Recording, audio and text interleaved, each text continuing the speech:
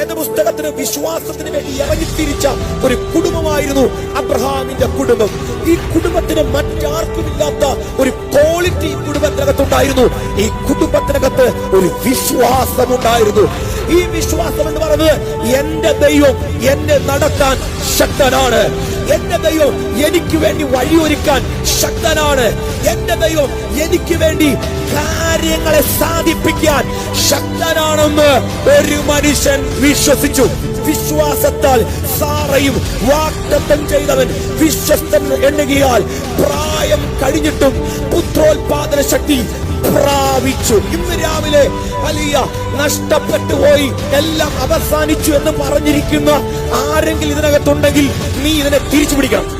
25-ാമത്തെ വയസ്സിൽ കണ്ട വാഗ്ദത്തവുമായി അബ്രഹാം യാത്ര ചെയ്ത് തുടങ്ങുമ്പോൾ വേദപുസ്തകം ഇങ്ങനെ പറയുന്നു, കാണിപ്പാനിരിക്കുന്ന ദേശത്തേക്ക് യാത്ര തുടരുമ്പോൾ അബ്രഹാമിന് മുമ്പിൽ കാണത്തക്ക ഒന്നുമില്ലായിരുന്നു.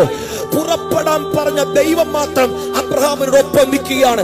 ഞാൻ നിങ്ങളോട് പറഞ്ഞു, നിങ്ങളെ വിളിച്ചത് മനുഷ്യനല്ല, നിങ്ങളെ വിളിച്ച ദൈവമായതുകൊണ്ട് നിങ്ങളെ എവിടെ എത്തണം, നിങ്ങൾ എങ്ങനെ ജീവിക്കണം, നിങ്ങൾ എവിടെ വരെ പോകുമെന്ന് അത് മനുഷ്യന്റെ കയ്യിലല്ല, മറിച്ച് ദൈവത്തിന്റെ കയ്യിലാണ്.